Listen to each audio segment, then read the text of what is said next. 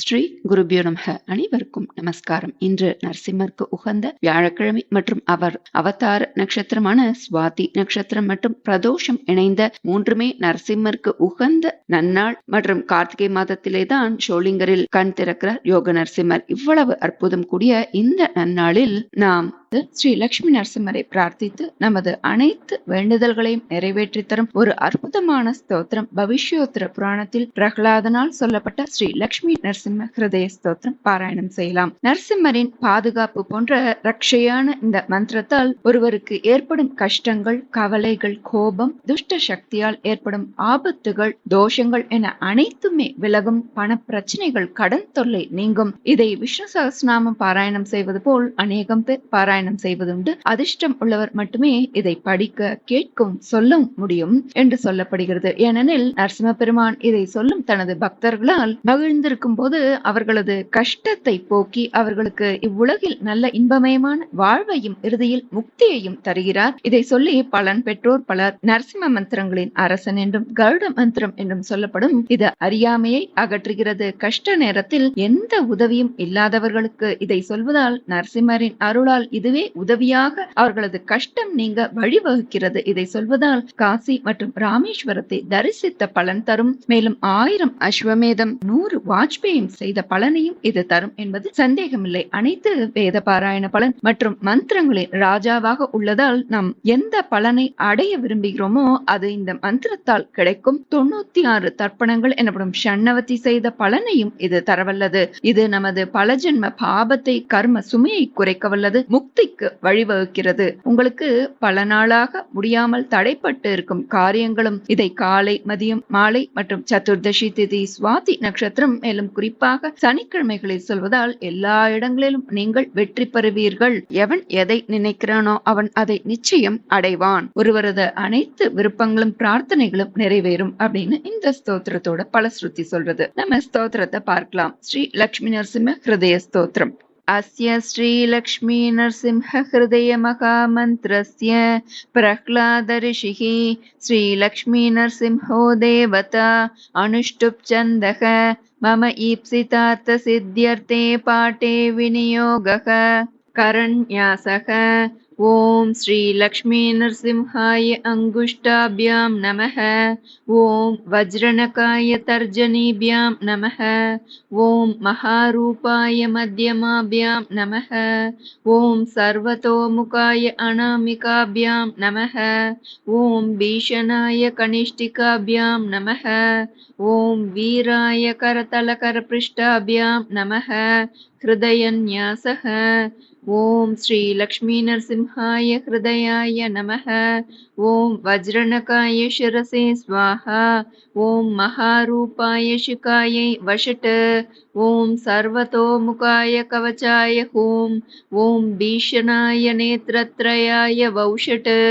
ஓம் வீராய அஸ்திராய but. அத தியானம். ஓம் சத்யம் ஞானேந்திரிய சுகம் க்ஷீராம்போ நிதிமத்யகம் யோகாரூடம் பிரசன்னாஸ்யம் நானாபரண பூஷிதம் மகாசக்ரம் மகாவிஷ்ணும் த்ரிநேத்ரஞ்ச பினாகினம் ஸ்வேதாகிவாசம் ஸ்வேதாங்கம் சூரிய சந்திராதி பார்ஷ்வகம் ஸ்ரீ நரசிம்ஹம் சதா த்யாயேத் கோட்டி சூரிய சமப்ரபம். அத மந்த்ரஹ. ஓம் நமோ பகவதே நரசிம்ஹாய தேவாய நமः. அத ஹிருதய ஸ்தோத்ரம். ஸ்ரீ நரசிம்ஹ பரபிரம்ம ஸ்ரீ நரசிம்ஹ பரசிவः நரசிம்ஹ பரமோ விஷ்ணுः நரசிம்ஹ சர்வதேவதா நிருஷப்தேனோச்யதே ஜீவः சிம்ஹ சப்தேன ச ஸ்வரः தயோரைக்யம் ஸ்ருதி ப்ரோக்தம் யः பஷ்யதி ச பஷ்யதி. நிருசிம்ஹதேவ ஜாயந்தே லோகாஸ்தாவர ஜங்கமாः நிருசிம்ஹேனைவ ஜீவந்தி நிருசிம்ஹே பிரவிஷந்தி ச. நிருசிம்ஹோ விஸ்வமுத்பாத்ய பிரவிஷ்ய ததனந்தரம் ராஜபிக்ஷுஸ்வரூபேண நிருசிம்ஹஸ்ய ஸ்மரந்தி யே. நிருசிம்ஹாத் பரமம் நாஸ்தி நிருசிம்ஹம் குலதைவதம் நிருசிம்ஹ பக்தா யே லோகே தே ஞானினமிதீரிதாः.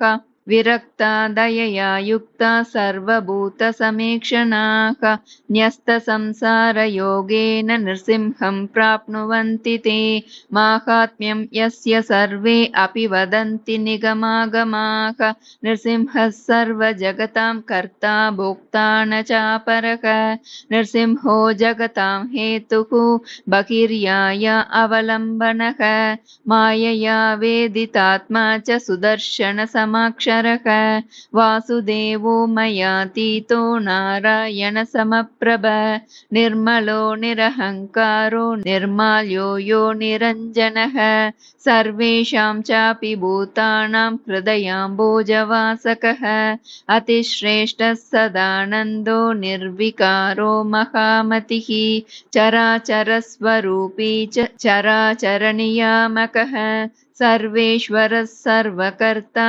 सर्वात्मा सर्वगोचरः नृसिंह एव यः साक्षात् प्रत्यगात्मा न संशयः केचिन्मूढा वदन्त्येवम् अवतारमणीश्वरम् नृसिंह परमात्मानं सर्वभूतनिवासिनं तस्य दर्शनमात्रेण सूर्यस्यालोकवद्भवेत् सर्वं नृसिंह एवेति सङ्ग्रहात्मा सुदुर्लभः नारसिंहः परं दैवं नारसिंहो जगद्गुरुः नृसिंहेति प्रभाते ये पठन्ति च तेषां प्रसन्नो भगवान् मोक्षं सम्यक् प्रयच्छति ओंकारेभ्यश्च पूतात्मा ओंकारैकप्रबोधितः ओंकारो मन्त्रराजश्च लोके मोक्षप्रदायकः नृसिंहभक्ता ये लोके निर्भया निर्विकारकाः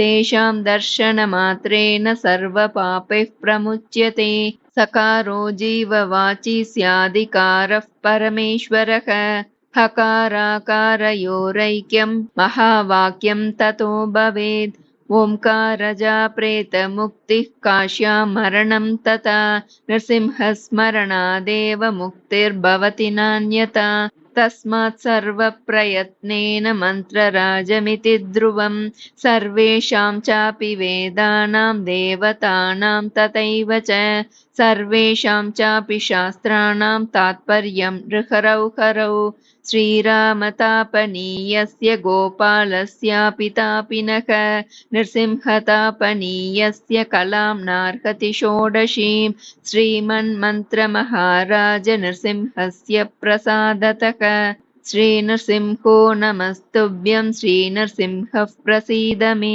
नृसिंहो भगवान् माता नृसिंहः पिता मम नृसिंहो मम पुत्रश्च नरकात्रायते यतः सर्वदेवात्मको यश्च नृसिंहः परिकीर्तितः अश्वमेधसहस्राणि वाजपेयशतानि च काशीरामेश्वरादीनि फलान्यपि निशम्य च यावत् फलं समाप्नोति तावदाप्नोति मन्त्रतः षण्णवत्यश्च करणी यावती तृप्तिरिष्यते पितॄणां तावती प्रीतिः मन्त्रराजस्य जायते अपुत्रस्य गतिर्नास्ति इति स्मृत्या यदीरितं तत्तु लक्ष्मीनृसिंहस्य भक्तिमात्रावगोचरं सर्वाणि तर्कमीमांसा शास्त्राणि परिहाय वै नृसिंहस्मरणाल्लोके तारकं भवतारकम् अपार भववाराब्धौ सततं पततां नृणां नृसिंहमन्त्रराजोऽयं नाविको भाष्यते बुधैः यमपाशेन बद्धानां पङ्गुं वैतिष्ठतां नृणां नृसिंहमन्त्रराजोऽयं ऋषयः परिकीर्तितः भवसर्पेण दंष्ट्राणां विवेकगतचेतसाम् नृसिंहमन्त्रराजोऽयं गारुडो मन्त्र उच्यते अज्ञानतमसां नृणां मन्दवद्भ्रान्तचक्षुषां नृसिंहमन्त्रराजोऽयं प्रयासं परिकीर्तितः तापत्रयाग्निदग्धानां छाया संश्रयमिच्छताम् नृसिंहमन्त्रराजश्च भक्तमानसपञ्जरम् नृसिंहो भास्करो भूत्वा प्रकाशयति मन्दिरं वेदान्तवनमध्यस्था हरिणी मृगयिष्यते नृसिंहनीलमेघस्य सन्दर्शनविशेषतः मयूरा भक्तिमन्तश्च नृत्यन्ति प्रीतिपूर्वकम् अन्यत्र निर्गता बाला मातरं परिलोकय यथा यथा हि तुष्यन्ते नृसिंहस्यावलोकनात् श्रीमन्नृसिंहपादाब्जं नत्वा रङ्गप्रवेशिता मदीयबुद्धिवनिता नटी नृत्यति सुन्दरी श्रीमन्नृसिंहपादाब्जमधु मदोन्मतः मदीया बुद्धिमालोक्य मूढा निन्दन्ति माधवम् श्रीमन्नृसिंहपादाब्जरेणुं विधिसुभक्षणं मदीयचित्तहंसोऽयं मनोवश्यं न याति मे श्रीनृसिंहः पिता मह्यं माता च नरकेसरी वर्तते ताभुवौ नित्यं रौवकं पर्यामि वै सत्यं सत्यं पुनः सत्यं नृसिंहः शरणं मम अहो भाग्यं नारसिंहो गतिर्मम श्रीमन्नृसिंहपादाब्जद्वन्द्वं मे हृदये सदा वर्ततां नित्यं दृढभक्तिं प्रयच्छ मे नृसिंहतुष्टो भक्तोऽयं भुक्तिं मुक्तिं प्रयच्छति नृसिंहहृदयं यस्तु पठे नित्यं समाहितः नृसिंहत्वं समाप्नोति नृसिंहः सम्प्रसीदति त्रिसन्ध्यं यः पठे नित्यं मन्दवारे विशेषतः राजद्वारे सभास्थाने सर्वत्र विजयी भवेत् यं यं चिन्तयते कामं तं प्राप्नोति निश्चितम् इह लोके शुभान् कामान् परत्र च पराङ्गितम् इति भविष्योत्तरपुराणे प्रह्लादकथितं श्रीलक्ष्मीनरसिंहहृदयस्तोत्रं सम्पूर्णं। श्रीगुरुभ्यो नमः। हरिः ओम्।